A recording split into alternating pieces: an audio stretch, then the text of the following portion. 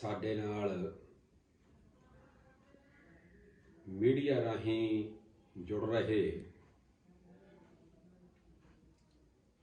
ਬਹੁਤ ਹੀ ਅਦਬ ਤੇ ਸਤਿਕਾਰਯੋਗ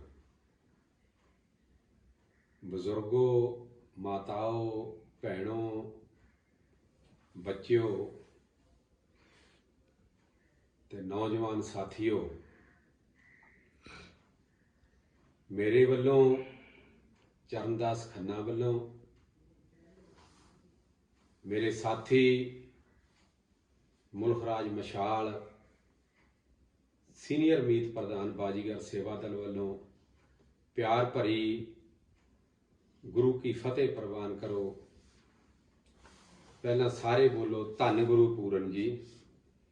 ਵਾਹਿਗੁਰੂ ਜੀ ਕਾ ਖਾਲਸਾ, ਵਾਹਿਗੁਰੂ ਜੀ ਕੀ ਫਤਿਹ। ਜੈ ਸ਼੍ਰੀ ਰਾਮ। ਜੈ ਸ਼੍ਰੀ ਰਾਮ। ਸਾਥੀਓ, ਮੈਂ ਅੱਜ ਆਪ ਜੀ ਦੇ ਨਾਲ ਦੋ ਤਿੰਨ ਜ਼ਰੂਰੀ ਵਿਚਾਰਾਂ ਕਰਨ ਦੇ ਲਈ ਹਾਜ਼ਰ ਹੋਇਆ। ਆਪ ਜੀ ਦੇ ਕੀਮਤੀ ਸਮੇਂ ਦੇ ਵਿੱਚੋਂ ਸਮਾਂ ਲੈਣ ਦੀ ਕੋਸ਼ਿਸ਼ ਕਰ ਰਿਹਾ। ਸਭ ਤੋਂ ਪਹਿਲਾਂ ਤਾਂ ਮੈਂ ਬੇਨਤੀ ਕਰਨੀ ਚਾਹੂੰਗਾ ਸਾਥੀਓ ਕਿ ਬਾਬਾ ਸਾਹਿਬ ਡਾਕਟਰ BR ਅੰਬੇਡਕਰ ਜੀ ਨੇ ਫਰਮਾਨ ਕੀਤਾ ਸੀ ਕਿ ਆਪਣੇ ਬੱਚਿਆਂ ਨੂੰ ਪੜ੍ਹਾਓ, ਪੜ੍ਹੋ, ਕਿਉਂਕਿ ਸਿੱਖਿਆ ਜਿਹੜੀ ਹੈ ਇਹ ਇੱਕ ਤਰ੍ਹਾਂ ਦਾ ਸ਼ੇਰਨੀ ਦਾ ਦੁੱਧ ਹੈ। ਇਹ ਜਿਸਨੇ ਵੀ ਪੀ ਲਿਆ ਉਹ ਦਹਾੜੇਗਾ ਜ਼ਰੂਰ। ਔਰ ਦੂਜਾ ਉਹਨਾਂ ਨੇ ਫਰਮਾਨ ਕੀਤਾ ਸੀ ਕਿ ਗੁਲਾਮ ਨੂੰ ਉਸ ਦੀ ਗੁਲਾਮੀ ਤੋਂ ਜਾਣੂ ਕਰਵਾ ਦਿਓ, ਕ੍ਰਾਂਤੀ ਉਹ ਆਪਣੇ ਆਪ ਕਰ ਦੇਗਾ। ਸੋ ਅੱਜ ਸਵੇਰ ਤੋਂ ਹੀ ਲੈ ਕੇ ਇੱਕ ਚਰਚਾ ਦਾ ਵਿਸ਼ਾ ਬਣਿਆ ਹੋਇਆ ਹੈ।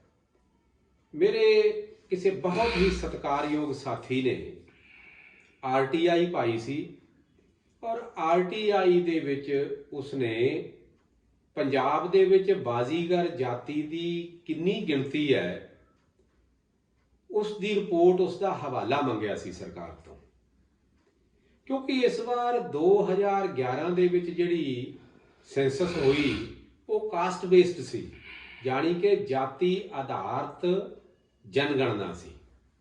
ਵੱਖ-ਵੱਖ ਜਾਤਾਂ ਦਾ ਉਸ ਦੇ ਵਿੱਚ ਵੇਰਵਾ ਦਿੱਤਾ ਗਿਆ ਸੀ। ਔਰ ਇਹ RTI ਮੇਰੇ ਸਤਿਕਾਰਯੋਗ ਵੀਰ ਨੂੰ ਮਿਲੀ ਤੇ ਜੋ ਇਹਨਾਂ ਨੇ ਆ ਨੈੱਟ ਤੇ ਮੀਡੀਆ ਦੇ ਵਿੱਚ ਵੀ ਪਾਈ, ਜਿਸ ਦੇ ਮੁਤਾਬਕ ਇਹ ਦੱਸਿਆ ਗਿਆ ਸੀ ਕਿ 2,41,125 ਬਾਜੀਗਰਾਂ ਦੀ ਆਬਾਦੀ ਹੈ ਪੰਜਾਬ ਦੇ ਵਿੱਚ, ਇਹ ਦੱਸਿਆ ਗਿਆ। ਔਰ ਇਹ RTI ਜਿਹੜੀ ਹੈ ਇਹ 16/9/21 ਨੂੰ ਰਿਲੀਜ਼ ਹੋਈ। ਸੋ ਮੇਰੇ ਸਤਿਕਾਰਯੋਗ ਵੀਰੋ, ਮੈਂ ਆਪ ਜੀ ਨੂੰ ਬੜੀ ਨਿਮਰਤਾ ਸਹਿਤ ਦੱਸਣਾ ਚਾਹੁੰਦਾ ਹਾਂ ਕਿ ਇਹ ਤਾਂ ਹੈ RTI ਦੀ ਜਿਹੜੀ ਰਿਪੋਰਟ ਹੈ ਉਸ ਦੇ ਮੁਤਾਬਕ, ਔਰ ਮੇਰੇ ਬੜੇ ਵੀਰਾਂ ਨੇ ਇਸ ਵਿਸ਼ੇ ਦੇ ਉੱਤੇ ਆਪੋ ਆਪਣੇ ਵਿਚਾਰ ਵੀ ਰੱਖੇ ਹੈ, ਆਪੋ ਆਪਣੇ ਕਮੈਂਟ ਵੀ ਦਿੱਤੇ ਹੈ। ਮੈਂ ਇਸ ਤੇ ਦਾ ਵਿਸ਼ਲੇਸ਼ਣ ਕਰਕੇ ਆਪ ਜੀ ਨੂੰ ਦੱਸ ਰਿਹਾ। ਮੈਂ ਜੋ ਕੁਝ ਵੀ ਕਹਿ ਰਿਹਾ, ਜੋ ਕੁਝ ਵੀ ਤੁਹਾਡੇ ਨਾਲ ਗੱਲ ਕਰੂੰਗਾ, ਆਪ ਜੀ ਦੇ ਨਾਲ ਮੈਂ ਔਨ ਰਿਕਾਰਡ ਵਿਦ ਪ੍ਰੂਫ ਗੱਲ ਕਰੂੰਗਾ। ਮੈਂ ਕੋਈ ਹਵਾ 'ਚ ਤੀਰ ਨਹੀਂ ਮਾਰੂੰਗਾ, ਕੋਈ ਬਲਫ ਨਹੀਂ ਕਰੂੰਗਾ ਕਿਸੇ ਤਰ੍ਹਾਂ ਦਾ। ਮੇਰੇ ਕੋਲ ਇਹ ਜਾਤੀ ਆਧਾਰਿਤ ਜਨਗਣਨਾ ਦੇ ਆਧਾਰ ਤੇ ਮੇਰੇ ਕੋਲ ਇਹ ਰਿਕਾਰਡ ਮੌਜੂਦ ਹੈ, ਜਿਸ ਦੇ ਮੁਤਾਬਕ ਮੇਰੇ ਕੋਲ ਜ਼ਿਲ੍ਹਾਵਾਰ ਜਿਹੜੀ ਹੈ ਉਹ ਗਿਣਤੀ ਮੌਜੂਦ ਹੈ ਕਿ ਕੱਲੇ-ਕੱਲੇ ਜ਼ਿਲ੍ਹੇ ਦੇ ਵਿੱਚ ਆਪਾਂ ਕਿੰਨੇ ਲੋਕ ਰਹਿੰਦੇ ਆ। ਔਰ ਮੈਂ ਜਨਗਣਨਾ ਦੇ ਆਧਾਰ ਦੇ ਉੱਤੇ ਹੀ ਆਪ ਜੀ ਨੂੰ ਦੱਸਣ ਜਾ ਰਿਹਾ, ਜਿਹੜੇ ਮੇਰੇ ਕੋਲ ਇਹ ਸਰਕਾਰੀ ਡਾਕੂਮੈਂਟਸ ਨੇ, ਇਸ ਦੇ ਮੁਤਾਬਕ ਜਿਹੜੀ ਹੈ ਸਾਡੀ ਜਿਹੜੀ ਜਨਸੰਖਿਆ ਹੈ RTI ਦੇ ਮੁਤਾਬਕ ਤਾਂ ਹੈ 2,41,125, ਔਰ ਜਿਹੜੀ ਇਹ ਮੇਰੇ ਕੋਲ ਹੈ ਇਸ ਦੇ ਮੁਤਾਬਕ ਹੈ 2,84,845। ਹੁਣ ਇਹ ਤੁਸੀਂ ਫੈਸਲਾ ਕਰੋ ਕਿ ਇਹ ਕਿਹੜੀ ਸਹੀ ਹੈ। ਜਿਹੜੀ ਮੇਰੇ ਕੋਲੇ ਗਿਣਤੀ ਹੈ ਇਹ ਸਰਕਾਰੀ ਰਿਕਾਰਡ ਦੇ ਮੁਤਾਬਕ ਹੈ। ਜਨਗਣਨਾ ਦੇ ਜਿਹੜੇ ਜਾਤੀ ਆਧਾਰਿਤ ਪੇਪਰ ਨੇ, ਜ਼ਿਲ੍ਹਾਵਾਰ ਜਿਹੜੀ ਗਿਣਤੀ ਹੈ ਉਸ ਦੇ ਮੁਤਾਬਕ ਜਿਹੜੀ ਹੈ 2,84,845 ਹੈ। ਔਰ ਇਸ ਤੋਂ ਵੀ ਅੱਗੇ ਆਪਾਂ ਆਓ ਵੱਧ ਚਲੀਏ। ਹੁਣ ਮੈਂ ਇਸ ਦਾ ਵਿਸ਼ਲੇਸ਼ਣ ਕਰੂੰਗਾ ਪੂਰਾ। ਇਸ ਦਾ ਆਪਾਂ ਵਿਸ਼ਲੇਸ਼ਣ ਕਰੀਏ ਤਾਂ ਮੇਰੇ ਕਈ ਬਹੁਤ ਸਾਰੇ ਸਤਿਕਾਰਯੋਗ ਵੀਰ ਜਾਣਦੇ ਨੇ ਕਿ ਕੱਲੇ ਬਠਿੰਡਾ ਹਲਕੇ ਦੇ ਵਿੱਚ, ਪਾਰਲੀਮਾਨੀ ਹਲਕਾ ਜਿਹੜਾ ਬਠਿੰਡਾ, ਇਸ ਦੇ ਵਿੱਚ ਸਾਡੀ ਜਿਹੜੀ ਗਿਣਤੀ ਹੈ ਉਹ 1,25,000 ਦੇ ਲਗਭਗ ਹੈ ਕੱਲੇ ਬਠਿੰਡੇ ਦੇ ਵਿੱਚ। ਔਰ ਜਿਹੜੀ ਇਹ ਗਿਣਤੀ ਹੈ ਮੇਰੇ ਕੋਲ ਸੈਂਸਸ ਦੀ ਜਿਹੜੀ ਰਿਪੋਰਟ ਹੈ ਇਸ ਦੇ ਮੁਤਾਬਕ ਜਲੰਧਰ ਜ਼ਿਲ੍ਹੇ ਦੀ ਜਿਹੜੀ ਗਿਣਤੀ ਹੈ ਉਹ 1,08,370 ਹੈ। ਤੇ ਇਹ ਦੋਏ ਜ਼ਿਲ੍ਹਿਆਂ ਨੂੰ ਮਿਲਾ ਕੇ, ਬਠਿੰਡਾ ਤੇ ਜਲੰਧਰ ਨੂੰ ਮਿਲਾ ਕੇ ਹੀ 2,33,370 ਬਣਦੀ ਹੈ। 2,33,370 ਇਹ ਦੋ ਜ਼ਿਲ੍ਹਿਆਂ ਦੀ ਬਣਦੀ ਹੈ। ਔਰ ਪਟਿਆਲਾ ਜਿਹੜੇ ਜ਼ਿਲ੍ਹੇ ਦੀ ਜਿਹੜੀ ਗਿਣਤੀ ਹੈ ਉਹ ਰਿਪੋਰਟ ਦੇ ਮੁਤਾਬਕ 49,750 ਹੈ। ਫਤਿਹਗੜ੍ਹ ਸਾਹਿਬ ਹਲਕੇ ਦੀ ਜਿਹੜੀ ਗਿਣਤੀ ਹੈ ਉਹ ਰਿਪੋਰਟ ਦੇ ਮੁਤਾਬਕ 9164 ਹੈ। ਇੱਥੇ ਮੈਂ ਆਪ ਜੀ ਨੂੰ ਦੱਸ ਦੇਣਾ ਚਾਹੁੰਦਾ ਕਿ ਜਿਹੜਾ ਫਤਿਹਗੜ੍ਹ ਸਾਹਿਬ ਹਲਕਾ ਹੈ, ਫਤਿਹਗੜ੍ਹ ਸਾਹਿਬ ਹਲਕੇ ਦੇ ਵਿੱਚ 3 ਵਿਧਾਨ ਸਭਾ ਕਾਂਸਟੀਚੁਐਂਸੀਆਂ ਆਉਂਦੀਆਂ ਨੇ। ਇੱਕ ਫਤਿਹਗੜ੍ਹ ਸਾਹਿਬ, ਇੱਕ ਬਸੀ, ਇੱਕ ਅਮਲੋਹ। ਔਰ ਜਿਹੜਾ ਫਤਿਹਗੜ੍ਹ ਸਾਹਿਬ ਦਾ ਕੱਲੇ ਦਾ ਰਿਕਾਰਡ ਹੈ ਉਸ ਦੇ ਵਿੱਚ ਸਾਡੀ ਬਾਜੀਗਰਾਂ ਦੀਆਂ 28 ਬਸਤੀਆਂ ਨੇ। ਬਾਜੀਗਰਾਂ ਦੀਆਂ 28 ਇਕੱਲੀਆਂ ਬਸਤੀਆਂ ਨੇ। ਔਰ ਜਿਹਦੇ ਵਿੱਚੋਂ ਤਲਾਣੀਆਂ ਪਿੰਡ ਦੇ ਵਿੱਚ ਬਹੁਤ ਵੱਡੀ ਬਸਤੀ ਹੈ, ਜਿੱਥੇ ਸਾਡਾ MC ਵੀ ਹੈ। ਔਰ ਇਸ ਤੋਂ ਬਿਨਾਂ ਫਤਿਹਗੜ੍ਹ ਸਾਹਿਬ ਕਾਂਸਟੀਚੁਐਂਸੀ ਦੇ ਵਿੱਚ 20 ਪਿੰਡਾਂ ਦੇ ਵਿੱਚ ਉਹ ਲੋਕ ਨੇ ਜਿਹੜੇ ਪਿੰਡਾਂ ਦੇ ਵਿੱਚ ਵਸਦੇ ਨੇ। ਕਿਸੇ ਪਿੰਡ ਦੇ ਵਿੱਚ 20 ਘਰ ਵੀ ਨੇ, ਕਿਸੇ 'ਚ 30 ਘਰ ਨੇ, ਕਿਸੇ 'ਚ 15 ਵੀ ਹੋਣਗੇ, ਕਿਸੇ 'ਚ 35 ਵੀ ਹੋਣਗੇ। ਉਹਨਾਂ ਦੀ ਗਿਣਤੀ ਦਾ ਹਿਸਾਬ ਕਿਤਾਬ ਲਾ ਲਓ। ਔਰ ਸੰਗਰੂਰ ਦੇ ਵਿੱਚ ਜਿਹੜੀ ਗਿਣਤੀ ਦੱਸੀ ਜਾ ਰਹੀ ਹੈ ਉਹ ਦੱਸੀ ਜਾ ਰਹੀ ਹੈ 21,912। ਮੋਗੇ ਦੀ ਗਿਣਤੀ ਦੱਸੀ ਜਾ ਰਹੀ ਹੈ ਕੁੱਲ 446, ਜਦ ਕਿ ਮੋਗੇ ਦੇ ਵਿੱਚ ਜਿਹੜੀ ਕੱਲੀ ਮੋਗੇ ਸ਼ਹਿਰ 'ਚ ਬਸਤੀ ਹੈ ਉੱਥੋਂ ਦੀ ਆਬਾਦੀ 1000 ਤੋਂ ਘੱਟ ਨਹੀਂ ਹੋਣੀ। ਔਰ ਇਸ ਤੋਂ ਅੱਗੇ ਮੈਂ ਤੁਹਾਨੂੰ ਦੱਸਣਾ ਚਾਹੁੰਦਾ ਕਿ ਜਿਹੜੀ ਇਹ ਰਿਪੋਰਟ ਹੈ, ਇਸ ਤੋਂ ਅੱਗੇ ਆ ਜਾਓ ਜਿਹੜੀ ਲੁਧਿਆਣਾ ਜ਼ਿਲ੍ਹੇ ਦੀ ਮੈਂ ਤੁਹਾਨੂੰ ਦੱਸ ਦੇਵਾਂ। ਲੁਧਿਆਣਾ ਜ਼ਿਲ੍ਹੇ ਦੀ ਜਿਹੜੀ ਗਿਣਤੀ ਹੈ ਉਹ ਦੱਸੀ ਜਾ ਰਹੀ ਹੈ 21,111। ਔਰ ਲੁਧਿਆਣੇ ਜ਼ਿਲ੍ਹੇ ਦੇ ਵਿੱਚ ਬਹੁਤ ਸਾਰੀਆਂ ਕਾਂਸਟੀਚੁਐਂਸੀਆਂ, ਵਿਧਾਨ ਸਭਾ ਕਾਂਸਟੀਚੁਐਂਸੀਆਂ ਪੈਂਦੀਆਂ ਨੇ। ਇੱਕ ਖੰਨਾ ਕਾਂਸਟੀਚੁਐਂਸੀ ਹੈ, ਮੇਰੀ ਕਾਂਸਟੀਚੁਐਂਸੀ। ਇਸ ਦੇ ਵਿੱਚ 12 ਬਸਤੀਆਂ ਤਾਂ ਸਾਡੀਆਂ ਵੱਖਰੀਆਂ ਨੇ ਜਿਹੜੀਆਂ ਪਿੰਡਾਂ ਤੋਂ ਅਲੱਗ ਨੇ। ਔਰ 12 ਪਿੰਡ ਉਹ ਨੇ ਜਿਨ੍ਹਾਂ ਦੇ ਵਿੱਚ ਬਾਜੀਗਰ ਬਰਾਦਰੀ ਵਸਦੀ ਹੈ। ਕਿਸੇ ਬਰਾਦਰੀ ਦੇ ਵਿੱਚ 20, ਕਿਸੇ ਪਿੰਡ ਦੇ ਵਿੱਚ 20 ਘਰ, ਕਿਸੇ 'ਚ 10 ਘਰ, ਕਿਸੇ 'ਚ 15 ਘਰ, ਕਿਸੇ 'ਚ 50 ਘਰ ਵੀ ਹੋਣਗੇ, ਕਿਸੇ 'ਚ 10 ਵੀ ਹੋਣਗੇ। ਉਹਨਾਂ ਦੀ ਗਿਣਤੀ ਦਾ ਹਿਸਾਬ ਲਾ ਲਿਆ ਜਾਵੇ। ਔਰ ਮੈਂ ਦੂਜੀ ਸਭ ਤੋਂ ਵੱਡੀ ਗੱਲ ਜਿਹੜੀ ਕਰਨੀ ਚਾਹੁੰਦਾ ਵੀ ਜਿਹੜੀ ਇਹ ਗਿਣਤੀ ਜਨਸੰਖਿਆ ਦੀ ਜਿਹੜੀ ਰਿਪੋਰਟ ਦਿੱਤੀ ਗਈ ਹੈ, ਸੈਂਸਸ ਦੀ ਰਿਪੋਰਟ, ਇਸ ਦੇ ਵਿੱਚ ਸਭ ਤੋਂ ਵੱਡੀ ਗੱਲ ਕੀ ਹੈ, ਚਮਤਕਾਰੀ ਗੱਲ ਕੀ ਹੈ, ਇਸ ਦੇ ਵਿੱਚ ਨਾ ਤਾਂ ਬਠਿੰਡੇ ਦਾ ਜ਼ਿਕਰ ਹੈ, ਨਾ ਫਿਰੋਜ਼ਪੁਰ, ਨਾ ਬਠਿੰਡੇ ਦਾ ਜ਼ਿਕਰ ਹੈ। ਸੌਰੀ, ਫਿਰੋਜ਼ਪੁਰ ਮੈਂ ਗਲਤੀ ਨਾਲ ਕਹਿ ਗਿਆ। ਨਾ ਬਠਿੰਡੇ ਦਾ ਜ਼ਿਕਰ ਹੈ, ਨਾ ਫਾਜ਼ਿਲਕਾ ਤੇ ਅਬੋਹਰ ਦਾ ਜ਼ਿਕਰ ਹੈ, ਨਾ ਫਰੀਦਕੋਟ ਦਾ ਜ਼ਿਕਰ ਹੈ, ਨਾ ਮੁਕਤਸਰ ਦਾ ਜ਼ਿਕਰ ਹੈ, ਨਾ ਗੁਰਦਾਸਪੁਰ ਦਾ ਜ਼ਿਕਰ ਹੈ, ਨਾ ਪਠਾਨਕੋਟ ਦਾ ਜ਼ਿਕਰ ਹੈ। ਮੈਂ ਪੁੱਛਣਾ ਚਾਹੁੰਦਾ ਵੀਰੋ ਵੀ ਜਿਹੜੇ ਮੇਰੇ ਸਤਿਕਾਰਯੋਗ IAS ਅਫਸਰ ਸਰਕਾਰ ਦੇ ਵਿੱਚ ਬੈਠੇ ਨੇ, ਵੀ ਇਹ ਕਿਸ ਤਰ੍ਹਾਂ ਦਾ ਕੰਮ ਹੋ ਰਿਹਾ ਹੈ, ਵੀ ਇਹ ਕੀ ਹੋ ਰਿਹਾ ਹੈ। ਵੀਰੋ ਜਿਹੜੀ ਸਾਡੀ ਆ ਗਿਣਤੀ ਦੱਸੀ ਗਈ ਹੈ ਨਾ 2,41,125, ਇਹ ਤਾਂ 2001 ਦੀ ਜਨਗਣਨਾ ਤੋਂ ਵੀ ਘੱਟ ਹੈ। ਔਰ ਮੈਂ ਪੁੱਛਣਾ ਚਾਹੁੰਦਾ ਸਾਰੇ ਵੀਰਾਂ ਨੂੰ ਕਿ ਤੁਸੀਂ, ਤੁਹਾਡੇ ਵੀ ਇਲਮ ਦੇ ਵਿੱਚ ਹੈ ਵੀ ਕੀ 2001 ਤੋਂ ਬਾਅਦ ਕੋਈ ਹਿੰਦੁਸਤਾਨ ਦੇ ਵਿੱਚ ਜਾਂ ਪੰਜਾਬ ਦੇ ਵਿੱਚ ਕੋਈ ਐਸੀ ਬਿਮਾਰੀ ਫੈਲੀ ਹੈ ਜਿਹਦੇ ਨਾਲ ਆਬਾਦੀ ਘਟ ਸਕਦੀ ਹੈ? 18% ਤਾਂ ਸਰਕਾਰ ਮੰਨਦੀ ਹੈ ਵੀ 18% ਆਬਾਦੀ ਜਿਹੜੀ ਆ ਉਹ ਵੱਧਦੀ ਹੈ। ਫਿਰ ਜਦੋਂ ਸਾਰੇ ਹਿੰਦੁਸਤਾਨ ਦੀ ਆਬਾਦੀ ਵੱਧ ਰਹੀ ਹੈ, ਇਹ ਇਕੱਲੇ ਮੇਰੇ ਬਾਜੀਗਰ ਭਰਾਵਾਂ ਦੇ ਉੱਤੇ ਕਿਹੜੀ ਬਿਮਾਰੀ ਪੈ ਗਈ ਵੀ ਸਾਡੀ ਆਬਾਦੀ ਹੋਈ ਨਹੀਂ ਵਧੀ? ਫਿਰ ਇਹ ਸਰਕਾਰ ਦੀ ਰਿਪੋਰਟ, ਇੱਕ ਰਿਪੋਰਟ ਕੁਝ ਹੋਰ ਕਹਿੰਦੀ ਹੈ, RTI ਦੀ ਕੁਝ ਹੋਰ ਕਹਿੰਦੀ ਹੈ। ਸੋ ਇਹ ਜਿਹੜੀਆਂ ਰਿਪੋਰਟਾਂ ਨੇ ਵੀਰ ਜੀ, ਤੁਸੀਂ ਇਹਨਾਂ ਦੀ ਮਨਸ਼ਾ ਚੰਗੀ ਤਰ੍ਹਾਂ ਜਾਣਦੇ ਹੋ। ਇਹ ਅਸੀਂ ਜਿਹੜੇ ਲੋਕ ਹਾਂ, ਅਸੀਂ ਲੋਕ ਇੱਕ ਤਾਂ ਅਨਪੜ੍ਹਤਾ ਦੇ ਸ਼ਿਕਾਰ ਹਾਂ, ਇੱਕ ਗਰੀਬੀ ਦੇ ਸ਼ਿਕਾਰ ਹਾਂ, ਔਰ ਦੂਜੇ ਅਸੀਂ ਆਪਣੀ ਮਨ ਦੀ ਗੱਲ ਜਿਹੜੀ ਹੈ ਉਹ ਪੂਰੀ ਦੱਸ ਨਹੀਂ ਸਕਦੇ, ਕਹਿ ਨਹੀਂ ਸਕਦੇ, ਉਸ ਦੇ ਵੀ ਸ਼ਿਕਾਰ ਹਾਂ। ਔਰ ਤੀਜੀ ਬਿਮਾਰੀ ਜਿਹੜੀ ਹੈ, ਅਸੀਂ ਕੂਟਨੀਤੀ ਦੇ ਸ਼ਿਕਾਰ ਹਾਂ। ਸਾਨੂੰ ਹਰ ਵਾਰੀ ਕੂਟਨੀਤੀ ਦਾ ਸ਼ਿਕਾਰ ਬਣਾਇਆ ਜਾ ਰਿਹਾ ਹੈ। ਥੋੜੇ ਦਿਨਾਂ ਤੱਕ, ਥੋੜੇ ਦਿਨ ਹੋਰ ਇੰਤਜ਼ਾਰ ਕਰੋ, ਅਸੀਂ ਆਪ ਜੀ ਦੇ ਸਾਹਮਣੇ ਉਹ ਆંકੜੇ ਲੈ ਕੇ ਆ ਰਹੇ ਹਾਂ, ਪੂਰੇ ਵਿਸ਼ਵ ਦੇ ਸਾਹਮਣੇ ਅਸੀਂ ਰੱਖਣ ਜਾ ਰਹੇ ਹਾਂ, ਜਿਹੜੇ ਤੁਸੀਂ ਸੁਣ ਕੇ ਬਿਲਕੁਲ ਚੌਂਕ ਜਾਓਗੇ।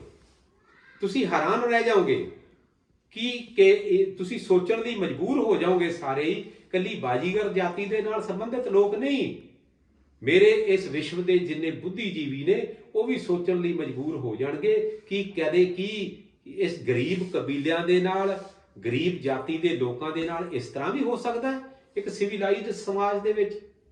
ਇਹ ਸਾਰੇ ਤੁਸੀਂ ਲੋਕ ਸੋਚਣ ਲਈ ਮਜਬੂਰ ਹੋ ਜਾਓਗੇ। ਇਹ ਜੋ ਕੁਝ ਵੀ ਹੋ ਰਿਹਾ ਹੈ, ਇਹ ਇੱਕ ਗਿਣੀ ਮਿਥੀ ਸਾਜ਼ਿਸ਼ ਦੇ ਅਧੀਨ ਹੋ ਰਿਹਾ ਹੈ। ਔਰ ਮੈਂ ਆਪਣੇ ਜਿਹੜੇ ਮੇਰੇ ਸਤਿਕਾਰਯੋਗ ਵੀਰਾਂ ਨੇ ਇਹ RTI ਕਢਾਈ ਹੈ, ਮੈਂ ਉਹਨਾਂ ਦੀ ਸੇਵਾ ਦੇ ਵਿੱਚ ਵੀ ਬੇਨਤੀ ਕਰਨਾ ਚਾਹਾਂਗੀ, ਆਪ ਨੇ ਬਹੁਤ ਹੀ ਵੱਡਮੁੱਲਾ ਕਾਰਜ ਕੀਤਾ ਹੈ। ਮੈਂ ਨਾਲ ਹੀ ਬੇਨਤੀ ਕਰਨੀ ਚਾਹੁੰਦਾ ਕਿ ਵੀਰ ਜੀ, ਇਹ ਜਿਹੜੇ ਡਾਕੂਮੈਂਟਸ ਜਾਂ ਅਸੀਂ ਸਰਕਾਰ ਵੱਲੋਂ ਜਿਹੜੀ ਕੋਈ ਇਨਫੋਰਮੇਸ਼ਨ ਲੈਂਦੇ ਆ ਨਾ, ਇਹ ਅਸੀਂ ਨਿੱਘ ਲੈਣ ਵਾਸਤੇ ਨਹੀਂ ਲੈਂਦੇ। ਇਹ ਆਪਣੇ ਅਸੀਂ ਦਫ਼ਤਰਾਂ ਦਾ ਸ਼ਿੰਗਾਰ ਬਣਾਉਣ ਵਾਸਤੇ ਨਹੀਂ ਲੈਂਦੇ। ਇਸ ਦਾ ਇੱਕ ਕਾਰਨ ਹੁੰਦਾ ਹੈ, ਇਸ ਦੇ ਪਿੱਛੇ ਇੱਕ ਮੰਤਵ ਹੁੰਦਾ ਹੈ। ਵੀਰ ਜੀ, ਜਦੋਂ ਤੁਹਾਨੂੰ ਆਪ ਜੀ ਨੂੰ, ਮੇਰੇ ਸਤਿਕਾਰਯੋਗ ਵੀਰ ਨੂੰ, ਜਦੋਂ ਆਪ ਜੀ ਨੂੰ ਇਹ RTI ਮਿਲੀ ਸੀ, ਇਸ RTI ਦੇ ਵਿੱਚ ਇਹ ਲਿਖਿਆ ਹੋਇਆ ਪੈਰਾਗ੍ਰਾਫ ਕਿ ਜੇ ਤੁਸੀਂ ਇਸ ਰਿਪੋਰਟ ਦੇ ਨਾਲ ਸਹਿਮਤ ਨਹੀਂ ਹੋ, ਤੁਹਾਨੂੰ ਇਸ ਦੇ ਉੱਤੇ ਕੋਈ ਇਤਰਾਜ਼ ਹੈ, ਤਾਂ ਤੁਸੀਂ 30 ਦਿਨ ਦੇ ਵਿੱਚ ਸੰਬੰਧਿਤ ਅਫਸਰ ਦੇ ਕੋਲ ਆਪਣੀ ਅਪੀਲ ਦਰਜ ਕਰਵਾ ਸਕਦੇ ਹੋ। ਕਿੰਨਾ ਸੋਹਣਾ ਹੁੰਦਾ ਜੇ ਉਸ ਸਮੇਂ ਦੇ ਵਿੱਚ ਇਸ ਨੂੰ ਜਾਂ ਜਨਤਕ ਕੀਤਾ ਜਾਂਦਾ ਜਾਂ ਇਸ ਦੇ ਉੱਤੇ ਜਿਹੜੀ ਸੀ ਆਪਣਾ ਇਤਰਾਜ਼ ਜਤਾਇਆ ਜਾਂਦਾ। ਪਰ ਕੋਈ ਗੱਲ ਨਹੀਂ, ਚਿੰਤਾ ਨਾ ਕਰੋ, ਇਸ ਵਿਸ਼ੇ ਦੇ ਉੱਤੇ ਪ੍ਰੋਸੈਸ ਚੱਲ ਰਿਹਾ ਹੈ। ਬਹੁਤ ਜਲਦ ਅਸੀਂ ਇਸ ਜਲਾਲਤ ਦੇ ਵਿੱਚੋਂ ਬਾਹਰ ਨਿਕਲਣ ਵਾਲੇ ਹਾਂ। ਆਪ ਜੀ ਨੂੰ ਮੈਂ ਬੇਨਤੀ ਕਰਨੀ ਚਾਹੂੰਗਾ ਕਿ ਮੈਂ ਕੋਈ ਆਪ ਜੀ ਕੋਲੋਂ ਕੋਈ ਇਲੈਕਸ਼ਨ ਲੜਨ ਵਾਸਤੇ ਕੋਈ ਮਤ ਨਹੀਂ ਮੰਗ ਰਿਹਾ, ਕੋਈ ਵੋਟਾਂ ਨਹੀਂ ਮੰਗ ਰਿਹਾ। ਲੋਕਾਂ ਦਾ ਇੱਕ ਮਤ ਹੈ ਕਿ ਇਲੈਕਸ਼ਨ ਆਇਆ, ਵੋਟਾਂ ਪਈਆਂ, ਲੀਡਰ ਆਪਣੇ ਰਾਹ ਤੇ ਵਰਕਰ ਆਪਣੇ ਰਾਹ। ਵੀਰੋ, ਇਹ ਸੱਚ ਹੈ, ਹੁੰਦੀ ਹੋਊਗੀ, ਇਸ ਤਰ੍ਹਾਂ ਹੁੰਦੀ ਹੈ, ਮੈਂ ਵੀ ਮੰਨਦਾ। ਪਰ ਗੱਲ ਇਹ ਹੈ ਵੀ ਲੀਡਰ ਆਪਣੇ ਰਾਹ ਤੇ ਵਰਕਰ ਆਪਣੇ ਰਾਹ ਹੁੰਦੇ ਹੋਣਗੇ। ਅਸੀਂ ਆਪਣੀ ਕੌਮ ਦੇ ਵਾਸਤੇ ਸੰਘਰਸ਼ ਵਿੱਢਿਆ ਹੋਇਆ ਹੈ। ਅਸੀਂ ਆਪਣੇ ਕੌਮ ਦੀ ਆਜ਼ਾਦੀ ਦੀ ਲੜਾਈ ਲੜ ਰਹੇ ਹਾਂ।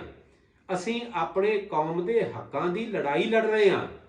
ਅਸੀਂ ਆਪਣੇ ਕੌਮ ਦੇ ਮੱਥੇ ਦੇ ਉੱਤੇ ਲੱਗਾ ਹੋਇਆ ਕ੍ਰਿਮੀਨਲ ਦਾ, ਵਿਮੁਕਤ ਜਾਤੀ ਦਾ ਬਦਨੁਮਾ ਦਾਗ ਜਿਹੜਾ ਹੈ ਉਹ ਦੂਰ ਕਰਨ ਵਾਸਤੇ ਲੜ ਰਹੇ ਹਾਂ। ਅਸੀਂ ਜਿਹੜਾ ਸਾਡੇ ਨਾਲ 2% ਦੀ ਗੱਲ ਕਹਿ ਕੇ ਛਲਾਵਾ ਕੀਤਾ ਗਿਆ ਹੈ, ਉਸ ਦੇ ਲਈ ਲੜ ਰਹੇ ਹਾਂ।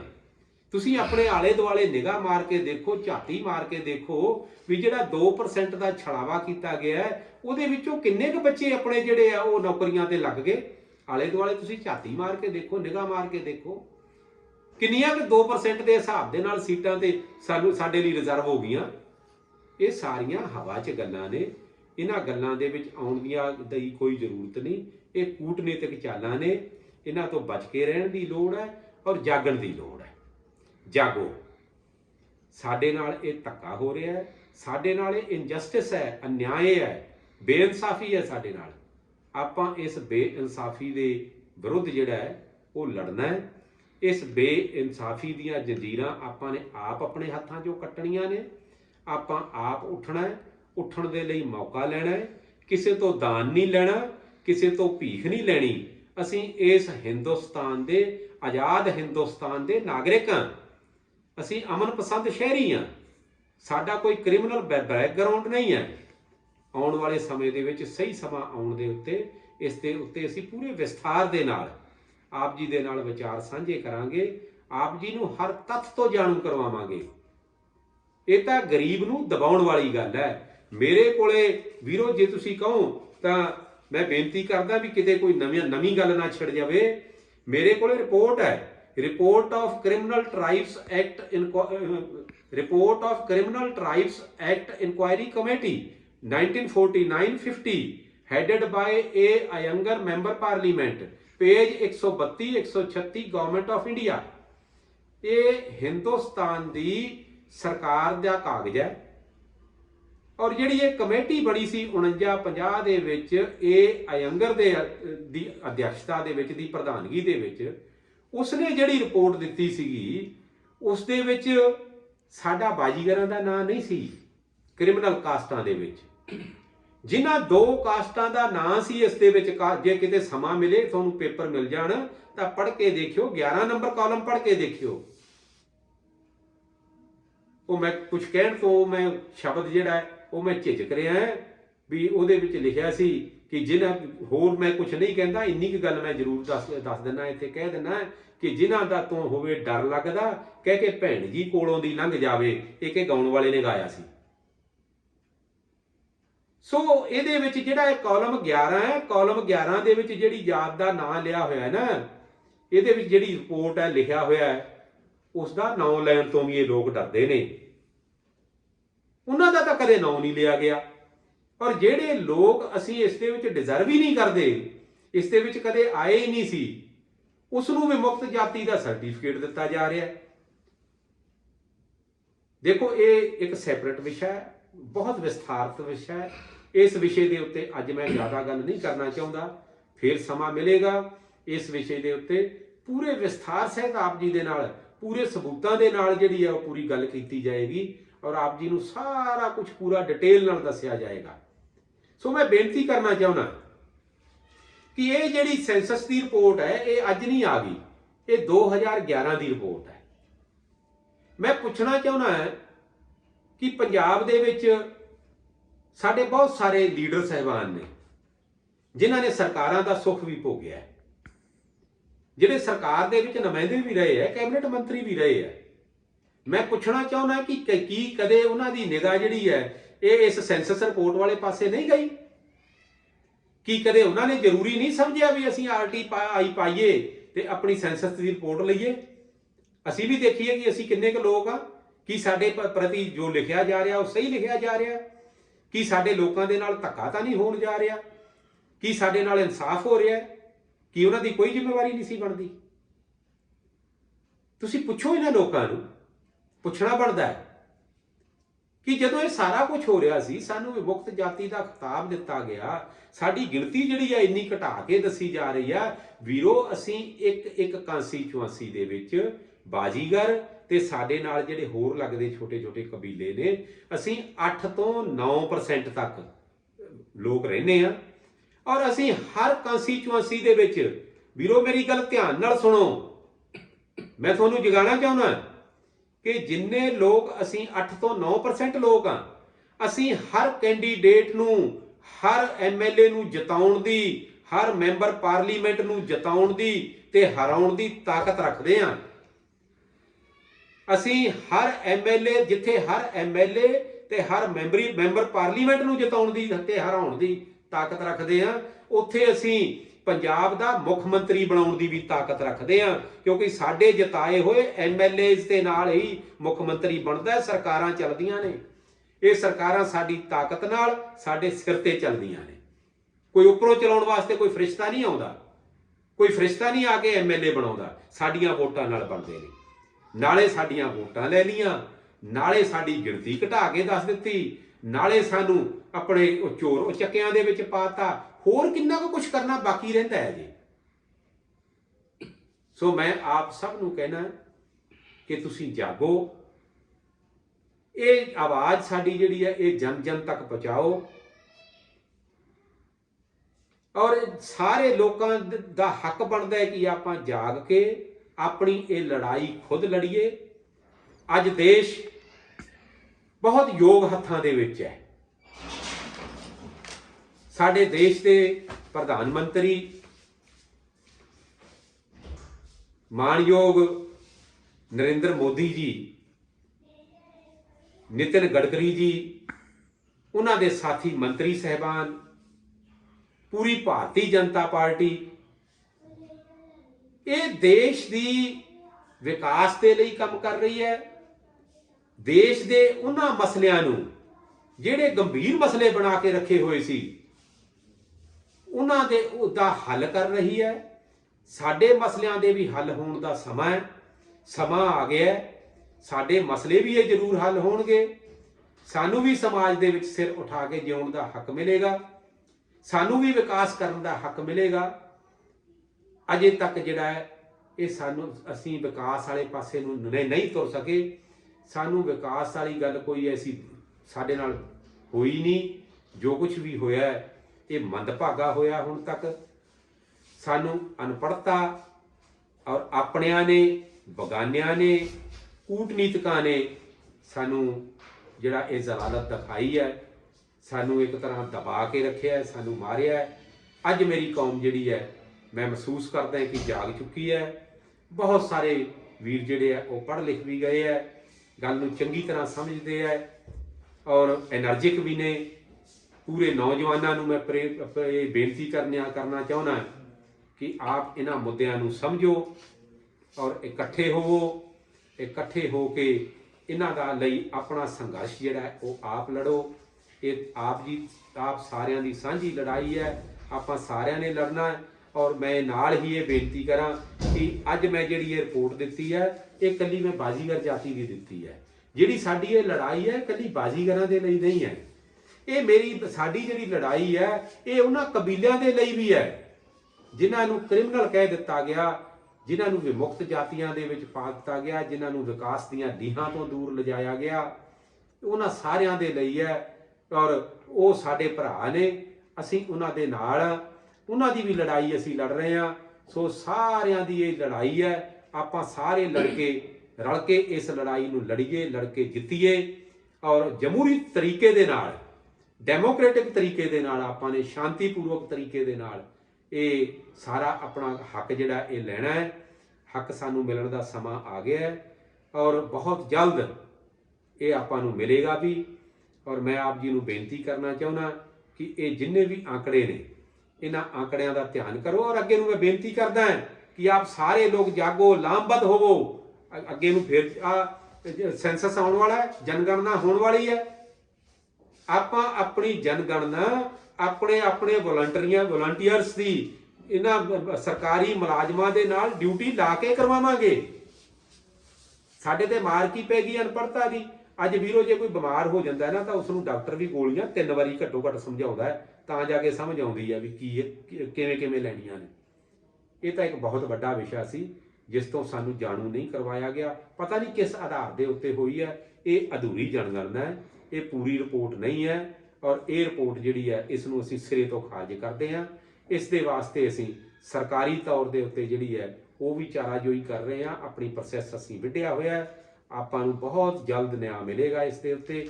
ਮੈਂ ਇੰਨੀ ਕੀ ਬੇਨਤੀ ਕਰਕੇ ਖਿਮਾ ਦਾ ਯਾਚਕ ਹਾਂ। ਦੁਬਾਰਾ ਫਿਰ ਸਮਾਂ ਮਿਲੇਗਾ ਬਹੁਤ ਜਲਦ।